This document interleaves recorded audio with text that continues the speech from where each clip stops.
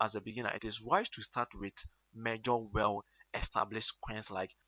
Now, the first golden rule is never share your. My name is Keno Segofrid. If you haven't subscribed, please do well to subscribe. What are cryptocurrencies? What is cryptocurrency? So I am going to explain this very well for you to understand it in the simplest form. Okay. So when we say cryptocurrency, so cryptocurrencies often shortened to crypto are digital currencies that exist purely online and operate outside the control of traditional financial system. So the core technology behind them is called a blockchain. Now a blockchain is a digital ledger that records transactions across a vast network of computers, making them secure, transparent, and practically impossible to alter. For a quick start, you can think of it as a digital wallet where you hold your own keys. That's how it is. So, how to get started in 5 steps. Now, you ready to dive in? Here is a practical roadmap for beginners, especially now. The first step to take is choose a beginner friendly exchange. When I talk a beginner friendly exchange, I mean a centralized exchange. Okay, centralized exchange is the common starting point for buying a crypto with regular fiat money. Now we have, for those starting out, there I recommend platforms like Binance, Bybit, KuCoin, okay, and Coinbase. So this, there are a lot of platforms, but this kind of platforms is what I do recommend because it has user friendly interface and strong security features. Now, if you want to watch how to register your broker of Bybit, I think there is a video on my YouTube channel. You can check it out and then you check it out and then you watch how to register or log in onto your Bybit account and also your Binance account, how to get registered on Binance and also how to get registered on Bybit. Now, the next point is the step 2 is create an account and verify your KYC or your identity. Let me put it that way. So you will need to sign up and complete a step called the KYC or knowing your customer process by providing a government issue ID. This is a standard security measure used by the legit exchanges. Okay, so the third point is you found your account. Once your account is verified, you can make deposit into your account or into your funds. Most exchange allow you to link a bank account, a debit card, or credit card or mobile money to make your first purchases. Now, if you want to learn how to fund your account, check out the video on my YouTube channel, which is called Bybit P2P or Binance P2P. So, placing your first order is the fourth point I'm going to talk about. How to place your order on the market.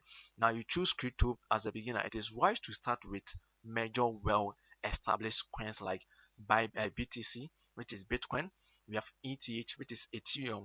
We have SOL, which is Solana.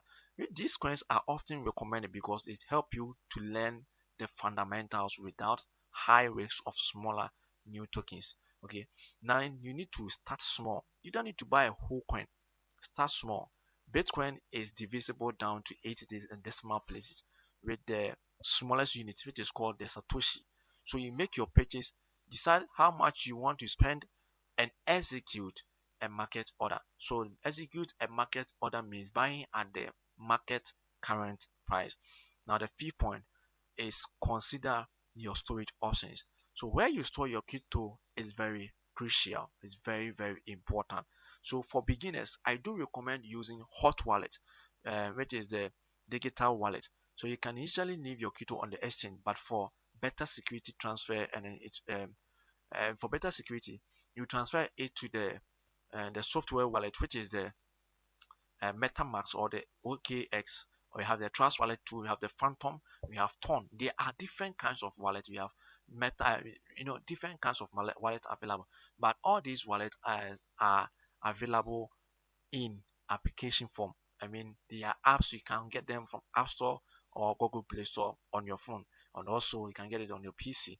And then these are convenient, but are also connected to the internet. Now, for the long-term safety, you have to get a cold wallet. So the cold wallet is a physical wallet. Okay, so that is if you plan to hold a significant amount, invest in a hardware wallet. That is what you call the cold wallet.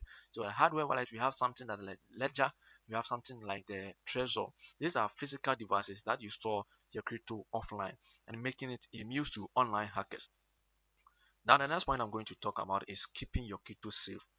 Security is non-negotiable in the crypto world, unlike a bank account. So you are solely responsible for your account or your funds. Now, the first golden rule is never share your private key or seed phrase, which is a list of 12 to 24 words that as a master password to your wallet with anyone. Don't share it with anyone. Store your seed phrase offline in a secure location like a fireproof safety or a well safety diary or note, okay, where you can, it can be well kept. And then also you enable your two factors or activate your two-factor authentication on your exchange account. Now beware of scammers. Be extremely caution of emails that you are going to see and then fake website and giveaway scams. So always double check you are on the official website of the exchange or wallet provider. Make sure you double check all this. So what can you actually do with crypto? So while many people primarily invest in crypto, it is used as a payment method. Okay, so here are some real world applications. Now, the first one I'm going to address is payments and freelancing. Now, for freelancers receiving payment in stable coins like USDC, FUSD, USDT. So these coins are a type of crypto designed to maintain a 1:1 value with the US dollar. Yeah, it can be fast, it's faster and very cheaper than traditional method.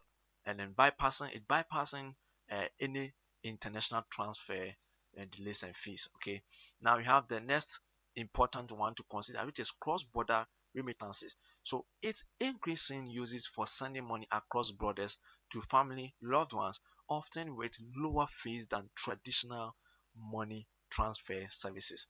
Lower fees than traditional money. When you talk about the traditional money, that is other exchanges, other platforms of which people use do send money to people. Like example, I don't want to mention names over here, but an example like example as what comes into your mind when you want to transfer money to the platform, the application that you have been using, which is not of cryptocurrencies. Okay, okay, that's what I'm trying to mean. Now the next point is e-commerce and retail. You can use crypto to pay for everything from coffee to groceries to luxury goods to travel, booking travels, booking hotels, or living real estate through special payment processes. Yes, you can make payment with cryptocurrencies and it's very, very possible. Now, understanding the risks, it is crucial to go into crypto with eyes open. I laugh at this point because it's very, very important. Most people make a lot of mistakes here. If you do, you're going to lose your money. It is very crucial to go into crypto with your eyes open. So crypto market is carries a significant risk. Now let me talk about the risks involved. We have the market volatility. Now price can swing widely in a short period of time. Yes, just like in 2025. 2025 gave us an example of the market. We saw its largest single day liquidity event, leading to a widespread sense of fear and doubt. Yes, that is what happened in 2025. There was a great sense of fear and doubt in crypto. Now, regulatory and uncertainty. So the legal and then tax landscape of crypto is still evolving and varies significantly by countries, which can impact prices and its uses. Now, I hope this video gives you a solid foundation to start your crypto journey. So if you have more specific questions, feel free to ask me at the comment section and I'm willing to answer you. My name is Keno Segofred. If you haven't subscribed, please do well to subscribe and I love you.